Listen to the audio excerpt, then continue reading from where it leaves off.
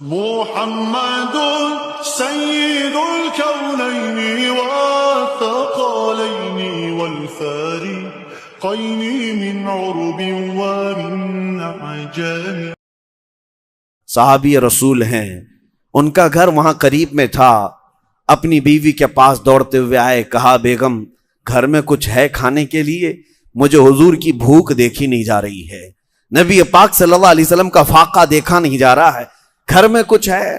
بیوی نے کہا کہ کچھ جو ہے، تھوڑا سا جو ہے، ایک سا، جس کو آپ یہاں یوں سمجھ لیں کہ 1 کلو 2 کلو کے آس پاس کا.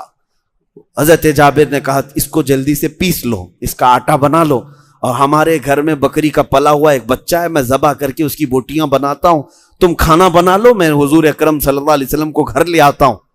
بیگم نے کہا یاد سے حضور اکرم صلی اللہ علیہ وسلم اور آپ کے ساتھ 2-3 صحابہ کو لانا، اس لیے کہ خندق میں اس وقت صحابہ اکرام تقریباً 550 کی تعداد میں خندق کھود رہے ہیں اور سب بھوکے ہیں. حضرت جابر کی بیگم کہتی ہیں کہیں رسوا مت کرنا مجھے سب کے سامنے کے کھانے کے لیے. حضرت جابر نے کہا تم فکر مت کرو، اور وہ جو کا پیس کر آٹا بنائی اور روٹیاں تیار کرتی ہیں، آٹا گوندھ کر کے رکھی. حضرت جابر رضی اللہ تعالیٰ عنہ آتے ہیں، کان میں حضور سے عرض کرتے ہیں یا رسول اللہ صلی اللہ علیہ وسلم، آپ کا غلام اپنے گھر پر تھوڑا سا کھانا بنایا ہے، آپ تشریف لائیں، ابو بکر و عمر اور کوئی ساتھ میں ہوں، آپ تشریف لائیں. نبی پاک صلی اللہ تعالیٰ علیہ وسلم نے فرمایا جابر جاؤ گھر، میں جب تک نہ آؤں نہ ہانڈی اتارنا نہ روٹی بنانا. اور اس کے بعد متوجہ ہوئے جو صحابہ خندق کھود رہے تھے اور سب کو اعلان کیا کہ اے میرے صحابہ چلو جابر کے گھر میں دعوت ہے. 550 صحابہ سب کدال اور پھاوڑے نیچے رکھے اور حضور کے پیچھے چل پڑے. 1 کلو گیہوں اور اتنی بڑی جماعت.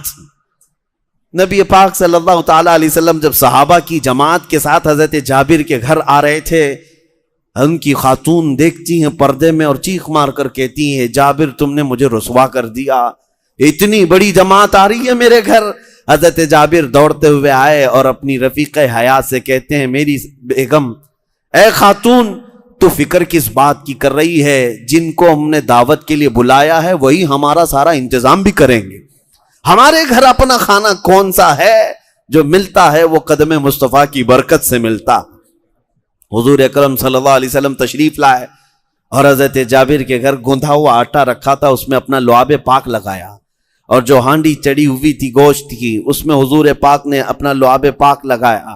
اور اس کے بعد آپ تشریف رکھیں، اور اس وقت گھر میں بیٹھنے کی جو جگہ تھی 10 لوگوں کے بیٹھنے کی جگہ تھی. صحابہ کرام کو حضور صلی اللہ علیہ وسلم بلاتے ہیں، خود دسترخوان پر بیٹھے. اب کہا کہ اب ہانڈی سے سالن نکالو، روٹیاں دیتی جاؤ. حضرت جابر کہتے ہیں ہم روٹیاں پروستے تھے اور ہانڈی سے سالن نکالتے تھے. 10 صحابہ کھاتے گئے. اس دن شام تک صحابہ کی تعداد 1000 کو پہنچ گئی، سب نے پیٹ بھر کر کھایا حضور اکرم صلی اللہ علیہ وسلم کے ساتھ. اور شام جب ہو گئی حضرت جابر کہتے ہیں ابھی میرے گھر میں روٹیاں بھی بچی ہوئی تھی اور وہ ہانڈی ابھی بھی سالن سے جوش مار رہی تھی، جو کہ تو موجود تھی. یہ برکت بلکہ یہ معجزہ رسول کریم صلی اللہ تعالی علیہ وسلم کا ہے. کل جہاں ملک اور جو کی روٹی غذا، اس شکم کی قناعت پہ لاکھوں صلاح. تم نے حضور اکرم صلی اللہ علیہ وسلم کے فاقوں کو دیکھا ہے، لیکن جب وہ کسی کو کھلانے پر آئے تو 1 کلو گیہوں میں پوری قوم کو بھی کھلا دیں. حضور پاک صلی اللہ تعالیٰ علیہ وسلم کو اللہ تعالیٰ نے یہ تصرف عطا کیا ہے. وہاں سے واپس تشریف لائے. صحابہ کہتے ہیں یہ معجزہ ہم نے خندق کے موقع پر دیکھا. اس کے بعد حضور تشریف لائے تھے کہ ایک چھوٹی سی لڑکی دوڑتی ہوئی آئی اور اس کی مٹھی بھر کھجوریں تھیں. حضور پاک صلی اللہ علیہ وسلم نے پوچھا کہ بیٹی کیا ہے؟ اس لڑکی نے کہا میری اماں نے ہمارے ابا کے لیے کچھ ناشتے کی کھجوریں بھیجی ہیں، اتنی کھجوریں گھر میں مل گئی تھیں، ہمارے والد آپ کے ساتھ خندق کھود رہے ہیں. حضور پاک صلی اللہ علیہ وسلم نے فرمایا لاؤ کھجوریں. اپنی چادر نکالی اور بچھا دیا اور کھجوریں اس پر ڈال دی. ایک چھوٹی سی لڑکی ایک مٹھی بھر جو کھجوریں لائی تھی. اب صحابہ سے کہا کہ آؤ ان میں سے کھجوریں کھا لو. اس وقت تقریباً 1100 صحابہ نے کھجوریں اس میں سے کھائی ہیں، ایک مٹھی بھر کھجوروں سے. یہ بھی معجزہ جنگ خندق کے موقع پر پیش آیا. بہت سارے لوگوں کو لگتا ہے یہ عقل میں آنے والی بات نہیں ہے، اگر تمہاری عقل میں آئے تو حضور کا معجزہ کیسے ہوگا؟ معجزہ کہتے ہی اسے ہیں جو عام آدمی کی عقل میں نہ آئے، عام آدمی کی سمجھ میں نہ آئے، یہ معجزات۔ اب اس کے بعد جنگ کی طرف ہم آتے ہیں۔ یہ خندق کھودی گئی، صحابہ کرام رضوان اللہ تعالی علیہم اجمعین تقریباً 2000 کی تعداد میں مدینہ طیبہ سے نکلے۔ کس وقت کہ مکہ کے کفار و مشرکین، قریش اور خیبر سے یہودی اور بنو غطفان، یہ بڑے بڑے قبیلے، سب کی سب جماعتیں مل کر مدینے پر جب چڑھائی کے لیے وہ نکلے تو قرآن پاک میں بھی موجود ہے، اس کا ذکر ہے، اذ جاؤکم من فوقکم ومن اسفل منکم وَإِذَا زَاغَتِ الْأَبْصَارُ وَبَلَغَتِ الْحَنَاجِرُ وَبَلَغَتِ الْقُلُوبُ الْحَنَاجِرُ وَتَظُنُّونَ بِاللَّهِ الظُّنُونَ۔ جب یہ بھاری بھرکم لشکر آ رہا تھا مدینے کی طرف تو دھول اڑتی ہوئی اتنی کہ کچھ نظر نہیں آتا تھا، اور ان کی آوازیں، ان کے چیخ و پکار، ان کے جھنڈے، صحابہ اکرام کے دلوں میں کچھ دیر کے لیے ہیبت آ گئی۔ قرآن میں ہے، اللہ فرماتا ہے کہ تمہارے دل تو حلق تک آ گئے تھے، بلغت القلوب الحناجر، اور تم کیا کیا گمان کرنے لگ گئے کہ کیا ہوگا، اتنی بڑی فوج آئی ہے۔ اب وہ خندق کے اس پار آ کر رک گئی۔ تب میرے آقا صلی اللہ علیہ وسلم 2000 صحابہ کو لے کر جب جبل صلاح، ایک پہاڑی ہے مدینے کے باہر، پہاڑی ان کے پیچھے تھی اور خندق سامنے تھا، صحابہ کو لے کر صف آرا ہو گئے۔ اس وقت ایمانی جذبہ دیکھنے کے قابل تھا۔ جو صحابہ تھے، جو ایمان والے تھے، انہوں نے دیکھا، وَلَمَّا رَأَى الْمُؤْمِنُونَ قَالُوا هَذَا مَا وَعَدَنَا اللَّهُ وَرَسُولُهُ۔ اہل ایمان جنہوں نے دیکھا اس بھاری بھرکم فوج کو تو وہ پکار اٹھے، صحابہ تو یہ تو وہی ہے جس کا اللہ اور اس کے رسول نے ہمیں وعدہ کیا تھا، اور اللہ بھی سچا ہے اور اس کا رسول بھی سچا ہے۔ اتنی بڑی فوج کو دیکھ کر کے انہوں نے کہا، لیکن اس وقت جو جماعت میں منافقین بھی آئے تھے، انہوں نے کیا کہنا شروع کیا؟ وہ کہنے لگے کہ ان بیوتنا عورہ، ہمارے گھر کھلے ہوئے ہیں، عورتوں کو بچوں کو ہم کھلا چھوڑ کر کے آئے ہیں، لہٰذا ہمیں اجازت دے، ہم مدینہ واپس جاتے ہیں۔ ایک ایک کر کے بھاگنے لگے۔ تو جو منافقین تھے صفوں میں صحابہ کے، وہ بھاگ کر کے چلے گئے، جبکہ ان کے کسی کے گھر کھلے نہیں تھے۔ طریقہ کار یہ تھا، نبی کریم صلی اللہ علیہ وسلم نے ساری عورتوں کو، بچوں کو مدینے میں کچھ قلعوں میں بند کروا دیا تھا، اور اس پر صحابہ کرام کو پہرے داری کے لیے لگا دیا تھا۔ کئی صحابہ کو مدینے کے الگ الگ انداز پر مورچہ قائم کر کے حضور نے مدینے کی حفاظت پر بھی لگایا تھا، اور اپنا خلیفہ حضرت عبداللہ ابن ام مکتوم کو بنایا تھا۔ اور جب حضور اکرم صلی اللہ تعالی علیہ وسلم یہاں تشریف لائے، مہاجرین کی جماعت میں اور انصار کی جماعت میں 2 صحابہ کو حضور نے سپہ سالار بنایا، علم دیا، جھنڈا دیا۔ یہ صحابہ اکرام آئے تھے، جنگ تو ہو نہیں رہی تھی، لیکن مکہ کے کفار اور دشمنوں کو جب یہ پتا چلا کہ انہوں نے اتنی بڑی خندق کھود رکھی ہے، آمنا سامنا ہونا مشکل ہے۔ آپ کو بتاؤں کہ وہ پورے کفار پھیل گئے، اور مدینے کے اطراف 1 مہینے تک انہوں نے محاصرہ کر رکھا تھا۔ 1 مہینہ کیا ہوتا ہے؟ پورے مدینے میں حالت ایسی تھی کہ نہ کھانا پہنچ رہا ہے، نہ پانی پہنچ رہا ہے، کچھ نہیں ہے۔ اور ادھر صحابہ کا ایمان دیکھنے کے قابل تھا۔ سخت ٹھنڈیوں کے دن ہیں، اور حضور اکرم صلی اللہ علیہ وسلم کے ساتھ یہ صحابہ جمے ہوئے ہیں۔ اور اس وقت مجھے ایک روایت یہ ملی، رات کا وقت ہوتا تو ادھر گانے باجے، رقص، سرور، اور وہاں کبھی اونٹ ذبح ہو رہا ہے تو کبھی گائے بکریاں، اور اس کے کھانے کی لذت کی خوشبوئیں کفار و مشرکین کے خیموں سے آتی۔ 10,000 کا مجمع ہے، خوب کھا رہے ہیں، خوب ان کے ہاں کباب ہیں، بوٹیاں ہیں۔ جب وہاں سے کھانے کی بو آتی تھی، ادھر صحابہ کے پیٹ پہ پتھر بندھے ہوئے ہوتے، ایک کھجور پر پورا دن گزارتے تھے۔ لیکن ہم نے دیکھا کہ حضور اکرم صلی اللہ تعالی علیہ وسلم ایک بار ان صحابہ سے پوچھتے ہیں کہ ان کے کھانوں کی خوشبو نے تمہیں پریشان کر رکھا ہے؟ صحابہ کا کیا ایمان تھا، کہتے ہیں یا رسول اللہ صلی اللہ علیہ وسلم، کھانے کے لیے اگر ہم آئے ہوتے تو ادھر ہوتے، ادھر نہ ہوتے۔ اے میرے آقا، ہم تو آپ کے صرف چہرے مبارکہ سے اپنی بھوک بجھا لیتے ہیں، جب شدت کی بھوک لگتی ہے یا رسول اللہ ہم آپ کو دیکھتے ہیں، بھوک کا احساس ختم ہو جاتا ہے۔ وہ صحابہ تھے جن کو 1 مہینے تک آزمایا گیا، اور اللہ تعالیٰ فرماتا ہے وَزُلْزِلُوا زِلْزَالًا شَدِيدًا، ان کو بہت تیزی سے ہلا دیا گیا تھا۔ اور اس کے بعد مدد آتی ہے۔ لوگ یہ سمجھتے ہیں آج کہ ہم یہاں گھر سے اٹھے مدد آ جانی چاہیے. ارے تم پہلے تو میدان میں کھڑے تو رہو, اور اس کے بعد تمہاری آزمائش ہوگی, اور اس کے بعد اللہ کی مدد آئے گی. وہ صحابہ ایسے ہلا دیے گئے تھے کہ تیروں کی بارش ادھر سے کفار کرتے تھے اور ادھر صحابہ ڈھال سے بچاتے تھے. ایک وقت ایسا بھی آیا کہ اس وقت خالد بن ولید انہی کی طرف سے آئے ہوئے تھے خندق میں, اور وہ گھوڑا دوڑاتے ہوئے حضور کے خیمے تک آ گئے تھے, اور وہ جوان آدمی, اور جب حملہ کرتے تھے تو کسی کی دیکھتے نہیں تھے.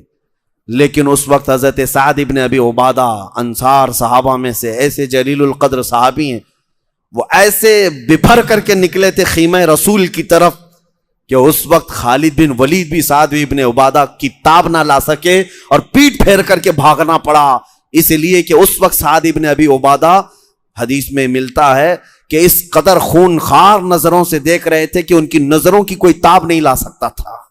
حضور کی حفاظت کے لیے وہ اس قدر تیزی سے دوڑ آئے تھے کہ کوئی خیمے تک حضور کے آ نہ سکے. وہ صحابہ کیسے حضور پر اپنی جان نچھاور کرتے تھے. اور اس کے بعد 1 مہینہ جب گزر گیا, نبی کریم صلی اللہ تعالی علیہ وسلم نے صحابہ اکرام سے مشورہ لیا. بنو غطفان جو ہے وہ تو مال کی لالچ میں ان کے ساتھ آئے. خیبر والوں نے کہا آدھی انکم ہماری آپ کو دیں گے کھجوروں کی, تم ہمارے ساتھ لڑو. اس بات میں تو وہ جنگ میں آئے. حضور نے یہ فرمایا کہ ان کا جو سردار ہے میں اس سے بات کرتا ہوں کہ تجھ کو ہم مدینے کی کھجوروں کا آدھا حصہ ہر سال دیا کریں گے, ان کا ساتھ چھوڑ دے, مکہ کے جتنے قریش ہیں اور یہودیوں کے چھوڑ دے. تو حضور اکرم صلی اللہ تعالی علیہ وسلم نے یہ ارادہ فرما لیا کہ بنو غطفان کا جو سردار ہے اس سے بات کر کے مدینے کی کھجوروں پر صلح کر لیں گے. اب اس بات پر صحابہ اکرام سے مشورہ تھا. سعد ابن معاذ, سعد ابن ابی عبادہ, 2 سعد ہیں حضور کے, یہ بہت جلیل القدر سعد ہیں. حضور ان دونوں کی بڑی عزت بھی فرمایا کرتے تھے. یہ انصار کے سردار تھے. دونوں کو حضور نے بلایا اور کہا کہ میں نے ایسا ارادہ کیا ہے کہ بنو غطفان جو آئے ہیں وہ تو صرف کھجوروں کی لالچ میں ان کے ساتھ آئے ہیں, ہم ان کو پیشکش کرتے ہیں مدینے کی آدھی کھجوریں ہر سال ان کو دے دیا کریں گے, وہ ان کی جماعت سے الگ ہو جائیں گے. دونوں صحابہ سنتے ہیں اور عرض کرتے ہیں یا رسول اللہ صلی اللہ علیہ وسلم, اگر یہ وحی آ چکی ہے, اللہ کا حکم ہے آپ کے اوپر اور یہ حکم مصطفیٰ ہے, تو پھر ہمیں بولنے کی مجال بھی نہیں ہے, ہم بولنا نہیں چاہتے. اس کے بعد آپ نے جو فرما دیا وہ حق ہے, لیکن میرے آقا اگر یہ مشورہ ہے تو ہمیں حکم فرمائے. حضور نے فرمایا نہیں, وحی کے ذریعے سے نہیں آئی یہ بات, اور نہ ہی یہ حکم ہے, میں تو یہ مشورے کے طور پر عرض کر رہا ہوں. دونوں صحابہ کھڑے ہو گئے. حضرت سعد ابن ابی عبادہ, سعد ابن معاذ, جو ایگریمنٹ لکھا جا رہا تھا اس کو پھاڑ دیا. کہا کہ یا رسول اللہ صلی اللہ علیہ وسلم, جب ہم کافر تھے تب ہم مدینے کی کھجوریں ان کو لے جانے نہیں دیتے تھے, اور آج ہم مسلمان ہو چکے ہیں, آدھی کھجوریں تو دور کی بات, یا رسول اللہ ہم آدھی گھٹلی بھی انہیں دینے کو تیار نہیں ہیں. بنو غطفان اگر جنگ کے ذریعے سے مدینے کی کھجوریں لینا چاہتے ہیں, یا رسول اللہ ہم انہیں کھجوریں نہیں اپنے تیر اور نیزے ان کو کھلا کر بھیجیں گے. جب حضور نے دیکھا اتنا ایمان ان کا ہے, حضور نے اپنا فیصلہ واپس لے لیا. نبی پاک صلی اللہ علیہ وسلم نے فرمایا ٹھیک ہے, تم دونوں کے مشورے کو قبول کیا جاتا ہے, کوئی کھجوریں دینے کا فیصلہ نہیں ہوگا. اس کے بعد جنگ کا ایک دن ایسا آیا کہ اکرمہ بن ابو جہل, عمر بن عبد ود, یہ بڑے بڑے لوگ تھے. ایک 90 سال کا خراٹ بوڑھا آدمی ہے عمر بن عبد ود, لیکن اس کے بارے میں کہا جاتا تھا کہ وہ 1000 لوگوں سے لڑ سکتا تھا اکیلا, جو جنگ بدر میں زخمی ہو کر بھاگا تھا, اور اس نے یہ قسم کھائی تھی کہ میں اس وقت تک سر میں تیل نہیں لگاؤں گا جب تک مسلمانوں کو مار نہ لوں گا, اس وقت تک میں کنگھی نہیں کروں گا. یہ قسم کھا کر کے بیٹھا ہوا تھا. 5 سال کے بعد خندق میں آیا اور گھوڑے دوڑاتے ہوئے خندق میں کدا دیا, اور 4-5 لوگ خندق کو کراس کر کے مسلمانوں کے پاس آ گئے اور للکارنے لگے اور بڑی بری بری باتیں کہہ کر کے پکارنے لگے, کوئی ہے ہمارے درمیان مقابلے والا تو آؤ. رسول کریم صلی اللہ تعالی علیہ وسلم کے خیمے میں جو صحابہ تھے تھکے ہوئے تھے, 1 مہینے سے کھانا نہیں ہے, پانی نہیں ہے, موسم کی سختی الگ. اس وقت صحابہ کرام تھکے ہارے ہیں, تلوار ادھر سے تیروں کو روک روک روک کر کے تھک چکے. جب ادھر سے وہ پہلوان چیخنے لگے, پکارنے لگے, اور وہ بھی خندق کراس کر کے ادھر آئے ہیں, حضور اکرم صلی اللہ تعالی علیہ وسلم نے اپنے صحابہ میں سے پوچھا کوئی ہے جو اس کے مقابل میں جائے گا؟ تو سب سے پہلے آواز آتی ہے شیر خدا حیدر کرار کی۔ علی ابن ابی طالب حاضر ہوتے ہیں بارگاہ مصطفیٰ میں، عرض کرتے ہیں یا رسول اللہ مجھے اجازت دیں۔ میرے آقا نے فرمایا تم نہ جاؤ علی اس کے سامنے، تم نہ جاؤ، میں نہیں چاہتا کہ تم جاؤ۔ حضرت علی نے کہا یا رسول اللہ ایک بار اجازت دیں، ایک بار اجازت دیں، اس پر میرا قرضہ باقی ہے۔ یہ بدر میں بھاگ کر گیا تھا اور یہ قسم کھا رکھا ہے کہ یہ اپنے سر میں کنگھی نہیں کرے گا اور تیل نہیں لگائے گا جب تک مسلمانوں کو مار نہ لے گا۔ آقا میں یہ چاہتا ہوں کہ یہ کبھی کنگھی نہ کر سکے اور کبھی تیل ہی نہ لگا سکے۔ نبی پاک صلی اللہ تعالیٰ علیہ وسلم نے حضرت علی نے جب یہ عرض کیا تو حضور نے امامہ مبارکہ اپنا اٹھا کر ان کے سر پہ باندھا اور اپنی تلوار حضرت علی کے ہاتھ میں دی، جس کو ذوالفقار حیدری کہا جاتا ہے، لے کر کے حضرت علی آئے۔ عمرو بن عبد ود یہ بہت بڑا پہلوان مانا جاتا تھا، اس نے پکار کر کے کہا کہ تم کون ہو؟ حضرت علی نے کہا کہ میں، بلکہ یہ مکالمہ جو ان کے درمیان ہوا ہے وہ عجیب ہے، غضب کا ہے۔ اتنے بڑے پہلوان کے سامنے جاتے ہی حضرت علی نے اس سے کہا عمرو بن عبد ود میں آیا ہوں تیرے مقابل میں، اسلام لے آ جا، اسلام قبول کر لے، میں تجھے چھوڑ دوں گا۔ اس نے کہا کہ یہ کیسی بات ہے، میں کبھی نہیں قبول کر سکتا۔ تو حضرت علی نے کہا پھر یا تو پیٹ پھیر کر چلا جا اگر اپنی زندگی چاہتا ہے۔ کہا یہ بھی نہیں ہوگا۔ اور اس نے پوچھا تو کون ہے؟ میری زندگی میں پہلی بار مجھے کوئی جنگ کے لیے بلا رہا ہے۔ حضرت علی نے کہا میں ابو طالب کا بیٹا علی ہوں، میری ماں نے میرا نام حیدر رکھا ہے، جو کچھار کا شیر ہوتا ہے۔ اس نے کہا کہ میرے بھتیجے تیرے باپ سے میرے اچھے تعلقات تھے، تو چلا جا، میں تجھے مارنا نہیں چاہتا۔ حضرت علی نے کہا لیکن میں تجھے مارنا چاہتا ہوں۔ تو حضرت علی کی ان باتوں سے وہ اتنے غصے میں آیا کہ اس نے اپنی تلوار ماری حضرت علی کے اوپر۔ آپ نے لوہے کی ٹوپی پہنی تھی، زرہ، اور لوہے کا لباس تھا، اس لوہے کو کاٹتے ہوئے امامہ مبارکہ کو چیرتے ہوئے حضرت علی کی پیشانی پر تھی وہ تلوار لگی، اور اتنا گہرا زخم تھا جو زندگی بھر حضرت علی رضی اللہ تعالیٰ عنہ کی پیشانی پر وہ نشان تھا۔ اس کے بعد ایک وار ہی جو پڑی تھی حضرت علی کے اوپر، پھر حضرت علی کا جلال دیکھنے کو تھا۔ صحابہ کہتے ہیں حضرت علی اوپر پلٹ کر کے، آپ کا ایک لقب ہے کرار، حیدر کرار۔ کرار کس کو کہتے ہیں؟ پلٹ پلٹ کر کے مارنے والے کو کرار کہا جاتا ہے، بار بار مارنے والے کو۔ حضرت علی کا پلٹ وار مشہور تھا۔ پلٹتے ہیں اور اس کے بعد کہتے ہیں عمرو بن عبد ود اب میری باری ہے تو خاموش ہو جا۔ اس کے بعد حضرت علی نے اپنی ذوالفقار حیدری سے جو مارا تو اس کے کندھے سے لے کر کے، اس کی کمر سے لے کر کے، اس کے گھوڑے تک کو آدھا کر کے رکھ چکی تھی۔ ایک وار تھی، ایک وار۔ اور اس کے بعد جو زمین پر گرا تو دوبارہ نہ وہ زبان ہلا سکا نہ سانس لے سکا۔ کون تاب لا سکے گا حیدر کرار کی ضرب کا؟ کون تاب لا سکے گا؟ وہ شیر خدا۔ اور اس کے بعد وہاں 2-3 کو ان صحابہ کرام نے سلا دیا تھا۔ حضرت زبیر بن عوام نے ان پر ایسا حملہ کیا تھا کہ جتنے خندق چھوڑ کر کے بھاگ کر آئے تھے سب کے سب بھاگ کر نکل گئے۔ اب یہ جنگ لمبی چل رہی تھی، طول پکڑ گئی تھی۔ اس وقت مدینہ طیبہ میں بھی کئی حالات ایسے ہوئے کہ حضرت حسان بن ثابت رضی اللہ تعالیٰ عنہ کو عورتوں پر حضور صلی اللہ تعالیٰ علیہ وسلم نے نگراں بنا کر رکھا تھا۔ کچھ یہودی ادھر مدینہ طیبہ میں داخل ہو گئے تھے عورتوں کے اوپر حملہ کرنے کے لیے۔ عورتوں کے اوپر حملہ کرنے کی غرض سے جب آئے تو حضرت صفیہ رضی اللہ تعالیٰ عنہ حضور کی پھوپھی ہیں، سگی پھوپھی ہیں، انہوں نے دیکھ لیا۔ حضرت حسان بن ثابت سے کہا کہ اس کو مار ڈالو ورنہ یہ جا کر کے یہودیوں کو بتائے گا عورتیں خالی ہیں، بچے خالی ہیں۔ تو حضرت حسان بن ثابت ابھی اٹھ ہی رہے تھے، وہ سوچ رہے تھے میں اکیلا ہوں، ان کی جماعت آئی یہودیوں کی، کیسے ماروں؟ اس سے پہلے کہ حضرت صفیہ خود خیمے کی ایک لکڑی اٹھاتی ہیں، چوب جس کو کہتے ہیں، اور اس یہودی کو جو عورتوں پر جھانکنے کے لیے آیا تھا سینے پر ایسا مارا کہ وہ زمین پر گرا، اور اس کا سر کاٹ کر کے جو آئی ہوئی جماعت تھی ان کے پاس پھینک دیا، اور کہا خبردار یہ مت سمجھنا کہ یہاں خیمے خالی ہیں، یہ رسول اللہ کی عورتیں ہیں جو تمہارے سروں کو کاٹ کر تمہارے گھر واپس بھیج سکتی۔ ایک یہودی بھی مدینے میں داخل نہ ہو سکا۔ یہ ان کی جواں مردی، ان کی شجاعت، ان کی بہادری، جس کی تعریف میں اللہ نے قرآن میں آیتیں نازل فرمائی۔ ہوا یہ کہ یہ جنگ طویل پکڑ گئی، طول پکڑ گئی تھی، 1 مہینہ گزرنے کو آیا۔ اور جو مدینے میں بنو قریظہ یہودی تھے، یہ مکہ والوں نے جا کر انہیں بھی ورغلایا، وہ بھی بدعہدی کر گئے، وہ بھی وعدہ توڑ دیے۔ ایک قبیلہ ابھی باقی تھا نا مدینے میں، انہوں نے بھی وعدہ شکنی کر دی۔ اب حضور اکرم صلی اللہ علیہ وسلم صحابہ کے لیے کتنی بڑی آزمائش کا وقت ہے، 10,000 سامنے مقابل میں ہیں، اور جو مدینے کی یہودی ہیں یہ بھی وعدہ شکنی کر چکے ہیں۔ ایسے حالتوں میں اب اللہ کی مدد آنی تھی۔ ایک صحابی حضرت نعیم رضی اللہ تعالیٰ عنہ، یہ بنو غطفان کے کافروں کے قبیلے سے تعلق رکھتے تھے، اور وہ ایمان لائے تھے بارگاہ مصطفیٰ میں، لیکن کافروں میں سے کسی کو نہیں معلوم تھا کہ وہ مسلمان ہوئے۔ حضور کی بارگاہ میں آئے، عرض کیا آقا اگر آپ مجھے اجازت دیں تو میں یہ جنگ کا پورا پانسا پلٹ کے رکھ دوں۔ حضور نے اجازت دی، وہ گئے۔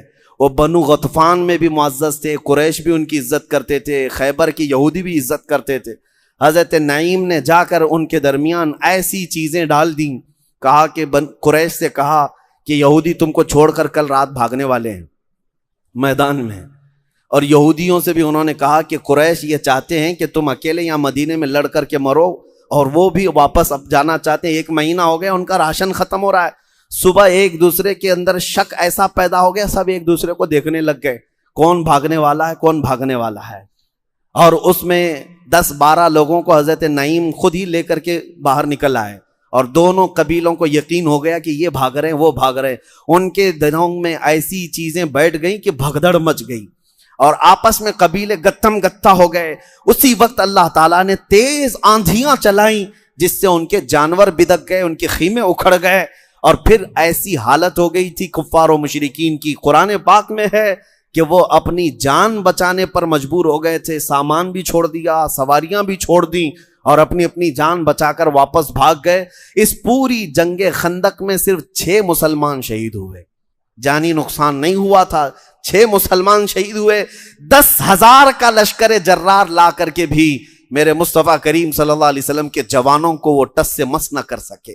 یہ صحابہ کی صفیں تھی، یہ تاریخ ہے میرے عزیزو حضور اکرم صلی اللہ علیہ وسلم کی۔ جب وہ بھاگ کر چلے گئے، اب جو آخری میں عرض کرتا ہوں، اتنا وقت نہیں رہ جاتا ہے، میں شارٹ کر رہا ہوں، جو اور ایمان کو بڑھانے والی بات ہے، حضرت سعد بن معاذ جو سردار ہیں مدینے کے، ان کی رگ کٹ گئی تھی، تیر آ کر ایسا لگا تھا کہ ان کی رگ کٹ گئی، شہرگ جس کو کہتے ہیں، اکحل اس کا نام تھا، وہ رگ کٹ گئی، خون اتنا بہتا تھا کہ حضور صلی اللہ علیہ وسلم کے پاس جب وہ اپنا ہاتھ لاتے تو حضور کے چہرے پر پورا خون آ جاتا۔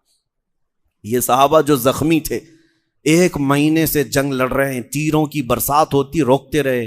اب جب وہاں سے نکلے، جب کفار و مشرکین بھاگ گئے، صحابہ مال غنیمت اٹھا کر مدینے کی طرف آ رہے ہیں، نبی پاک صلی اللہ تعالیٰ علیہ وسلم اپنا جنگی لباس اتار رہے تھے، جبرائیل امین آئے، عرض کیا یا رسول اللہ صلی اللہ علیہ وسلم، اللہ تبارک و تعالیٰ یہ چاہتا ہے کہ آپ یہیں سے بنو قریظہ کے مقابل میں نکلے ہیں۔ 1 مہینے کے امتحان کے بعد حضور پاک صلی اللہ تعالیٰ علیہ وسلم ابھی اپنا جنگی لباس اتارے، حضرت جبرائیل کہتے ہیں آقا ہم نے، فرشتوں نے جنگی لباس نہیں اتارا ہے، اللہ یہ چاہتا ہے کہ یہیں سے آپ بنو قریظہ کے مقابل میں نکلیں۔ حضور اکرم صلی اللہ تعالیٰ علیہ وسلم دیکھتے ہیں اپنے صحابہ کی طرف، تھکے ہوئے، چہرے اترے ہوئے، زخموں کی حالت میں، کسی کا خون رس رہا ہے، کسی کے کپڑے پھٹے ہیں، اور بھوک سے ان کے پیٹ سے لگے ہیں۔ لیکن حضور اکرم نے جبرائیل سے یہ نہیں کہا کہ ہم پھر کل دیکھ لیں گے، پرسوں دیکھ لیں گے، ارشاد فرمایا میں اپنے صحابہ سے پوچھ لوں۔ صحابہ کرام سے ارشاد فرماتے ہیں اے میرے صحابہ، جبرائیل آئے اور کہتے ہیں کہ یہیں سے بنو قریظہ کے مقابل میں جانا ہے، اللہ کا حکم ہے، تمہارا کیا مشورہ ہے؟ صحابہ میں سے کسی نے یہ نہیں کہا کہ آقا ہم مرہم پٹی کر لیں، گھر میں جا کر بیوی بچوں سے بات کر لیں۔ جب حضور نے یہ پوچھا کیا تمہارا مشورہ ہے، سب صحابہ نے بیک زبان کہا آقا آپ کے حکم کے بعد دیر کس کی، چلیں یہیں سے چلتے ہیں، یہیں سے چلتے ہیں میرے آقا، ہم میں سے کوئی مدینے جانا نہیں چاہتا۔ اللہ اکبر، میں یہ تاریخ کا باب پڑھتا ہوں تو پھر سوچتا ہوں سچ فرمایا میرا رب، رضی اللہ عنہم ورضوا عنہ، اللہ ان صحابہ سے راضی ہوا اور یہ اللہ سے راضی ہوئے۔ یہ دنیاوی مال اور دنیاوی غرض کے لیے نہ کبھی میدانوں میں اترے، بلکہ صرف اور صرف اللہ اس کے رسول کی رضا کے لیے۔ ہم میں سے کون ہے ادھر 4 رکعت نماز پڑھنے کے بعد دوسری نماز کے لیے کھڑے ہونے کو لوگ کتراتے ہیں، بھاگتے ہیں، وہ تو مہینہ بھر جنگ کر کے پھر بارگاہ مصطفیٰ میں یوں عرض کرتے آقا دیر کس بات کی، آپ کا حکم ہے یہیں سے چلیں گے۔ اسی جنگ کے زخم میں حضرت سعد ابن معاذ رضی اللہ تعالیٰ عنہ جو سب سے بڑے صحابی تھے مدینے کے انصار کے، ان کے لیے حضور نے خیمہ لگایا تھا مسجد نبوی میں۔ حضور اپنے ہاتھ سے لوہا کو گرم کر کے ان کے خون کو داغتے تھے کہ خون رک جائے، خون رک جائے، لیکن رات جب ہوتی تھی وہ سعد بن معاذ ہاتھ اٹھاتے اور عرض کرتے یا رسول، اے رب العالمین، اگر اب اور ان کفار مکہ سے ہمارا مقابلہ نہ ہونا باقی ہے تو مجھے اس زخم میں موت دے دے، اور ابھی اگر مقابلے باقی ہیں تو مولا مجھے موت نہ دے، اس لیے کہ اس قوم سے میں اس وقت تک لڑتا رہوں گا جس قوم نے تیرے رسول کو گھر سے نکالا ہے، جس قوم نے تیرے رسول کو بھوکا اور پیاسا بائیکاٹ کر کے رکھا تھا مکہ میں 3 سال تک۔ اس وقت پتہ ہے حضرت سعد بن معاذ کا عشق تو دیکھو، جب حضور مکہ میں تھے اور حضرت سعد بن معاذ مدینے میں تھے، مکہ والوں نے جب حضور کا سوشل بائیکاٹ کر رکھا تھا، حضور پتے کھاتے تھے اور چمڑے ابال کر کھاتے۔ ادھر سعد بن معاذ بڑے سردار ہیں انصار کے، لیکن صحابہ کہتے ہیں مدینے میں اس وقت بھی سعد بن معاذ چمڑے ابال کر کھاتے تھے اور پتے کھاتے تھے۔ لوگ پوچھتے تمہیں کیا ہو گیا سعد بن معاذ کہتے ہیں میرا محبوب مکہ میں پتے کھا رہا ہے، میرا آقا مکہ میں چمڑے کھا رہا ہے، اور میں یہاں کھجور کھاؤں یہ زیب نہیں دیتا۔ اس عاشق رسول کی بات کر رہا ہوں، جب رات ہوتی خیمے میں اپنا ہاتھ پکڑ کر کہتے اے مولا اگر قریش سے ابھی کوئی مقابلہ ہونا باقی نہیں ہے تو اس زخم میں مجھے موت دے دے، اور اگر ابھی اور مقابلے ہیں تو مجھے زندگی دے دے۔ ان کی دعا ایسی قبول ہوئی کہ رات کو اچانک ان کا زخم پھٹ گیا، اتنا خون بہا کہ مسجد نبوی میں ان کا خون بہتا ہوا دوسرے خیموں میں چلا گیا۔ لوگ دیکھ کر گھبرا کر کے آئے کہ اتنا خون آتا کہاں سے ہے۔ سب جب رات کو دوڑ کر کے آئے تو دیکھا حضرت سعد بن معاذ اپنے خیمے میں اسی طرح لیٹے ہوئے، خون پورا بہہ چکا ہے اور آپ کی وفات ہو چکی تھی۔ یہ سعد بن معاذ کی وفات اتنا گہرا زخم تھا مسلمانوں کے لیے۔ وہ سردار تھے، جب وہ آتے حضور کھڑے ہو جاتے تھے۔ سعد بن معاذ کے لیے حضور کھڑے ہوتے اور یوں کہتے قوموا لسیدکم، اے لوگو اپنے سردار کے لیے کیوں نہیں کھڑے ہوتے؟ سعد بن معاذ کے لیے حضور کھڑے ہو جاتے تھے۔ ان کی وفات پر اللہ کے نبی صلی اللہ علیہ وسلم فرماتے ہیں جب دوسرے دن ان کا جنازہ اٹھایا جا رہا تھا، حضور اکرم صلی اللہ تعالیٰ علیہ وسلم انگلیوں کے بل چل رہے تھے۔ صحابہ نے پوچھا آقا یہ کیا ہے؟ فرماتے ہیں میرے آقا سعد کے جنازے کو اٹھانے کے لیے 70,000 فرشتے آئے ہوئے ہیں، اتنی بھیڑ ہے فرشتوں کی۔ اور اس کے بعد جب ان کو قبر میں رکھا گیا، حضور پاک خود قبر میں اتارتے ہیں، صحابہ کہتے اتنی تیز مشک کی خوشبو آ رہی تھی کہ ہم نے ایسی خوشبو کبھی نہیں سونگھی۔ کیوں؟ ایک عاشق رسول جب قبر میں جا رہا ہے تو ہزاروں خوشبوئیں لے کر کے جا رہا ہے۔ مولا کریم کی بارگاہ میں یہی دعا ہے کہ اے رب العالمین تیرے رسول کے جلووں میں زندگی عطا کر، تیرے حبیب کے قدموں میں موت عطا فرما۔ اللہ ہم سب کو جب تک زندگی دے تیرے حبیب کے عاشقوں کی جماعت میں زندہ رکھ، اور جب موت آئے تو مدینہ ہم سے قریب کر دے۔ مولا اس وقت تک ہماری آنکھیں بند نہ ہو جب تک تیرے حبیب کے چہرے کی زیارت نہ ہو جائے۔ وآخر دعوانا ان الحمدللہ رب العالمین۔ السلام علیکم۔